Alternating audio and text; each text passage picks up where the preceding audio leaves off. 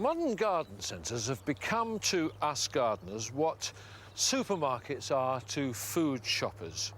We have the enormous convenience of being able to buy everything under one roof, and you can get a cup of tea and a bag of sweets for the kids. But is a supermarket really what we want? Are they perhaps overstocked and a little bit confusing? And above all, are they value for money? Well, it all depends on how you use them. Nurseries, on the other hand, are different. You could call them a gardener's delicatessen. They're smaller and more intimate, a growing environment where you can smell the compost in the polytunnels and see many of the young plants at different stages of growth. Here, you won't find the large range of sundries that you get in a garden centre because the emphasis is on the plants. But you never know. You might find that plant you've been hunting for many years. But of course, there are garden centres and garden centres, and finding the right one is the first secret of success. Now, I would judge them on the quality of their plants because anybody can sell hardware. But have a look round the plants and make sure that they're all nice and short and bushy and good quality. Make sure they've got no signs of disease or yellowing leaves, and also that they're all labelled well.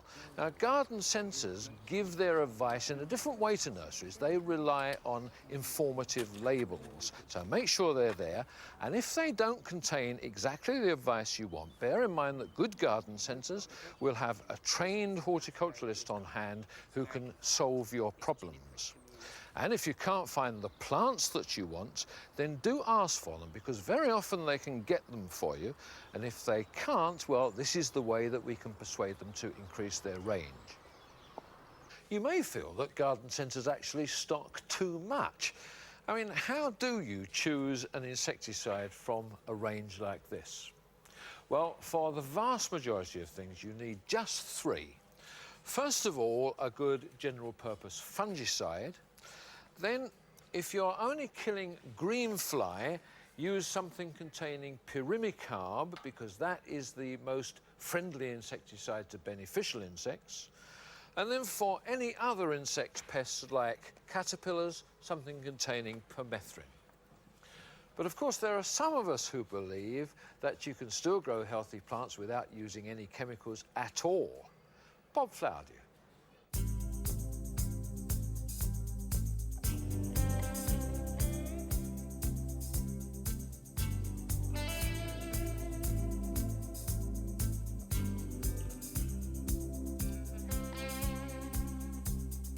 Garden chemicals are a bit like antibiotics. You don't need those if you're healthy.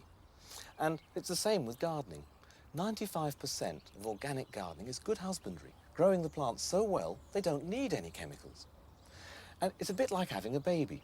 When it's small, you've got to really look after it. You've got to keep it warm and protected. But then as it grows bigger, it's able to throw off the odd cold or flu and grow into a healthy adult. And we do the same with our plants. We have to protect them while they're young, keep them warm and sheltered, so that they can grow on into really good plants. I have here a 1-year-old olive. It's tiny. It would never have made it through the Norfolk winter without a cloche. I provided a cloche, and so it's come through.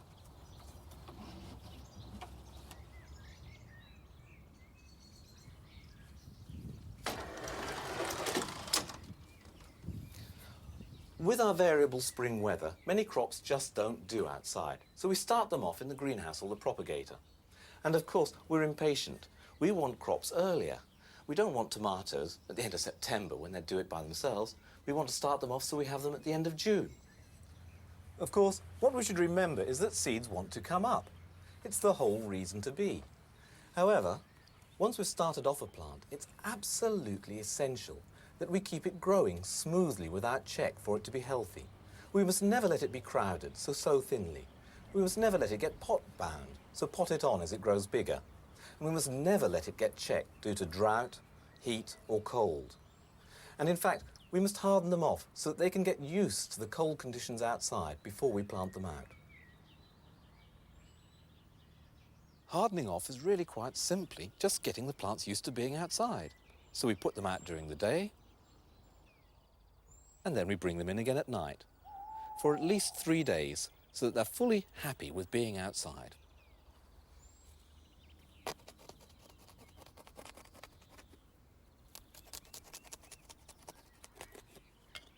As the weather warms up, we can start planting out the tougher plants. Now here in our organic garden, I'm going to plant out these brassicas straight through this piece of carpet. And we've made a hole, we've bent back the flaps, dig out the decomposed weeds, put in some compost, and one of our wee plants. They're small and they're tender, so we must look after them and bed them in well, firming them in. And now we can bend the flaps back around it.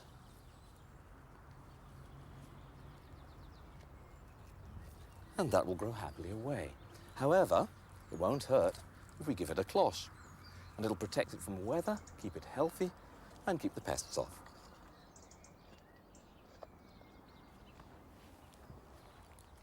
Raising the hardier plants is all very easy, but with the more tender ones, tomatoes, courgettes, aubergines, peppers, it all gets a bit more difficult. You see, to keep them growing on smoothly, without check, to keep them healthy, is difficult. We start them off in a lovely little warm propagator. And the weather's cold, we can't afford to heat the greenhouse. Where do we keep them?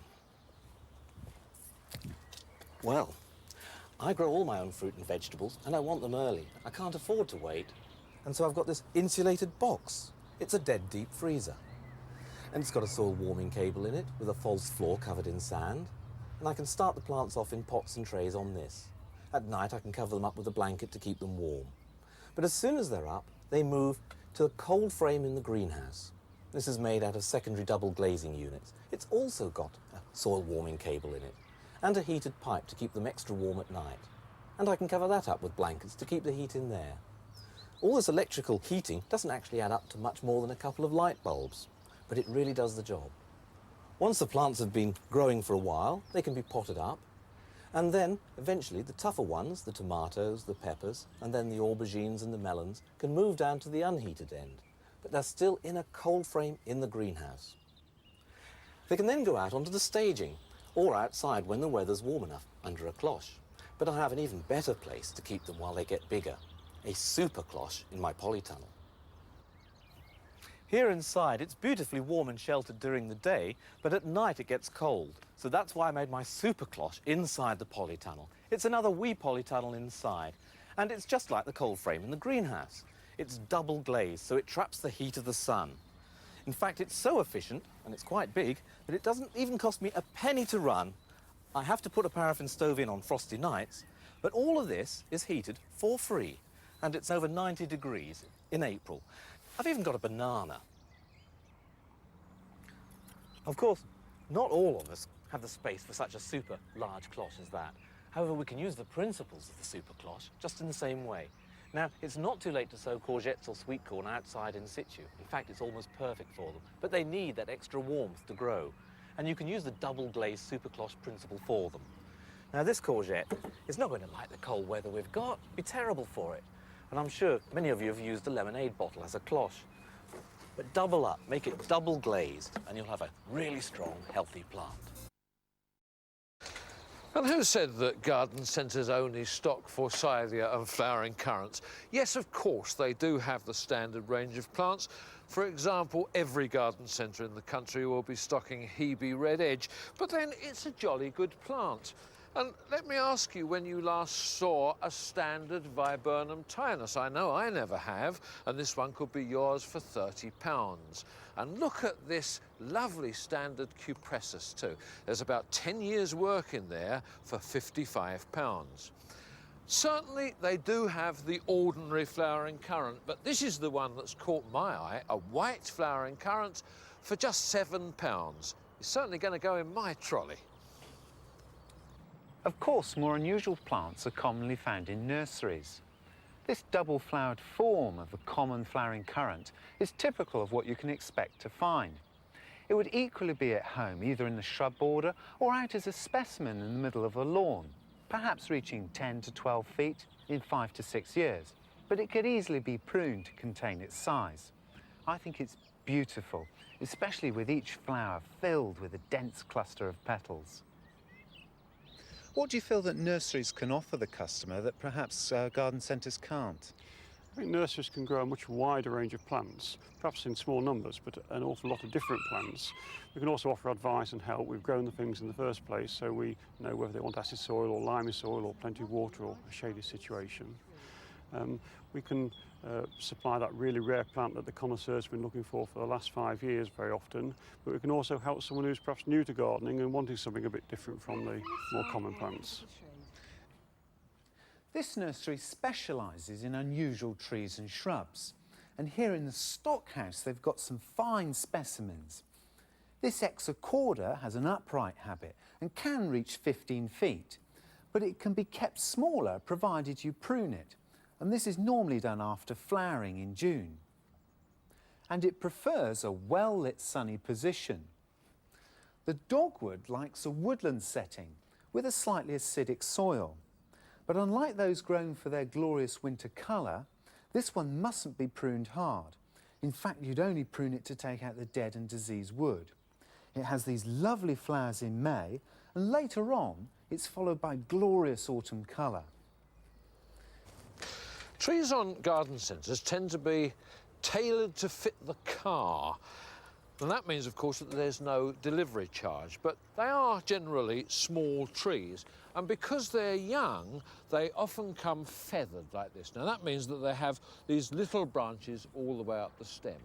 Now, you could grow this tree as a large shrub, but of course, what most people want is the traditional tree with a bare stem right the way up to a crown of branches at the top. So these small branches would have to come off. But don't do it all at once, because they do help to thicken up the stem. So I would just take probably 3 or 4 of these branches from the bottom this year and another 3 or 4 next year, and so on. Now, at the top here, when it reaches the height that you want, prune it back in the winter, and then it will produce shoots to make the crown of branches. It really does pay to find out about plants before you buy them. This willow, for example, will grow into a big tree, much too big for small gardens. It is labelled, but nowhere does it say how tall it'll grow. And in that case, you really must ask.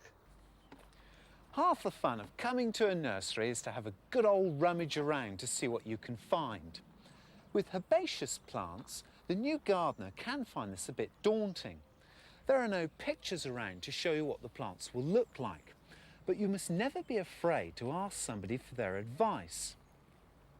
On a nursery, herbaceous plants look very different to those in garden centres. They haven't been forced, so at this time of year they can often look rather dormant. But plants that have been grown hard like this will often transplant more successfully into your garden.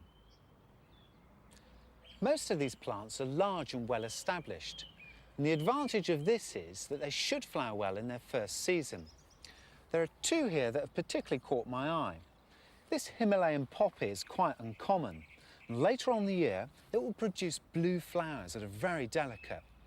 They're good healthy plants, so I'm certainly going to have one of these. Now, a question.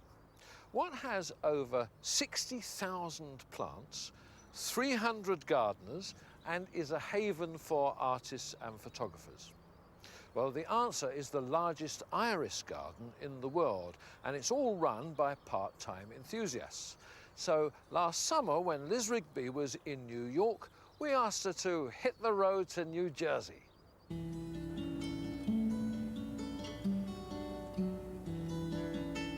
The small town of Montclair, New Jersey, is just 17 miles from Manhattan. While New York can keep its skyscrapers, here in Montclair, they're more impressed by irises. I just come to walk around, look, I sit here and read. I just like to be here, around the iris. Iris are my favorite flowers. I love to be near them. About 300 local enthusiasts work in the Presby Memorial Garden. They run it, weed it, maintain it, and everyone enjoys it. Debbie Mitchelson is one of the linchpins of this community project, and it's thriving. That doesn't mean that we haven't had bad times. Originally, the town of Montclair did in fact pay for the weeders and the gardeners to take care of the gardens and to plant them. And when times were tough, they turned to us and they said, look, we really can't afford this anymore. Come up with a new scheme.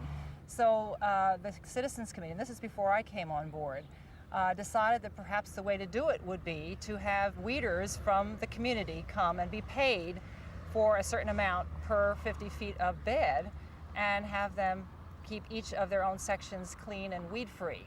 Some people, especially some of the teenagers, find that $50, $55 a month is very attractive. The gardens were run for 50 years by Barbara Walther, who until her death in 1977 lived in this house adjacent to the Iris Gardens. The house and gardens are a big project for a group of volunteers. It's more like working together with people and getting it, kind of coordinating the whole thing together. Are you saying that the buck stops with you? Well, if something's not done, you need to get it done. Either you get somebody to do it or you do it yourself. And it's a lot easier to get somebody else to do it. And you can say, please, it works. It's very often their neighbors who live quite nearby, and sometimes it's whole families. It might be the two young children supervised by mom or dad, so it could be a family project.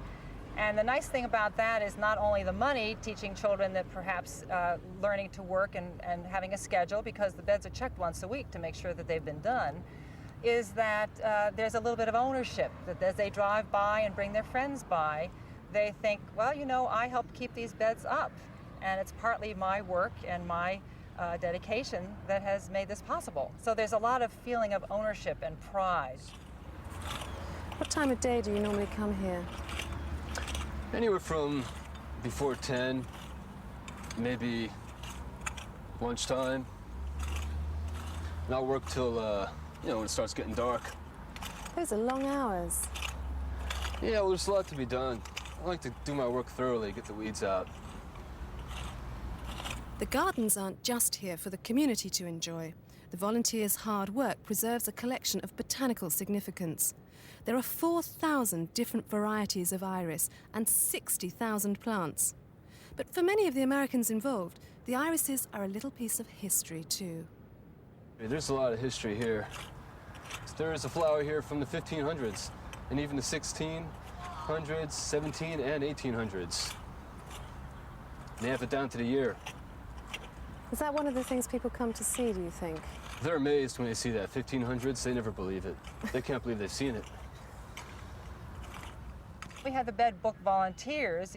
They check each bed while the flowers are blooming to make sure that what's in the book and the description, the height, the color, and everything about that iris is in fact exactly correct according to the label in front of that flower, because you can't decide what that flower is after the flower is gone. Is it worth it? Well, when you look around here, you can answer that question as well as I. It's beautiful, and it smells beautiful, and it's just a fun place to be. That's what I call community gardening. Really great. Now, back at Barnsdale, I have a problem. There are plenty of books that will tell me how to plant my borders, but what none of them seem to cater for is what I do, what you do, and what I'm sure every gardener in the world does, which is to buy plants on impulse. Now, I know that I buy plants because I don't know anything about them. So I think that every plant lover should have a nursery bed. I just set aside a little bit of land behind this greenhouse, but obviously it's got to be a bit of a compromise. You need to make the soil, first of all, well-drained but retentive. So if you've got heavy land, work in a bit of coarse grit and some compost. If the soil is light, just work in the compost. And choose a sunny spot, because you can't turn on the sun, but what you can do is that if plants are beginning to look a little bit scorched, you can provide them with a little bit of shade quite easily. Now, the first plants that will go in there will be things that I buy that are too small. If I was to plant this salvia out in the border now, it will get swamped by foliage and I would simply lose it. So that will go in there till it's grown on a bit, and then I shall shift it. The other plants I don't really know, so they're there so that I can assess them before I put them out in the border. But sometimes I'll bring plants back only to find that they're too tender for my garden. But there's a way around that too. Those plants that are classified as tender, the first thing that I do is to pot them up. And these will spend the summer on the patio, except for this ligularia here, which will be sunk in the bog garden.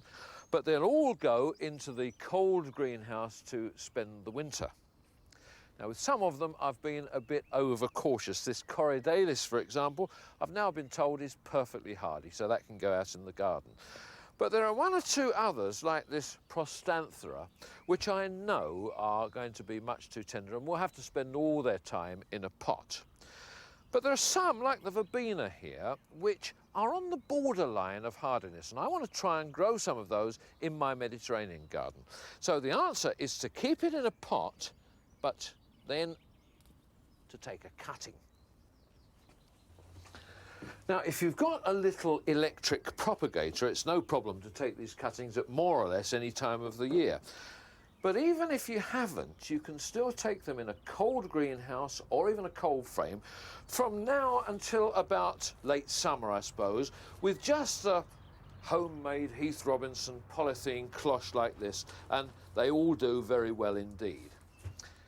And in fact, this Coprosma came off this plant in the autumn, and now it's ready to go out in the Mediterranean garden.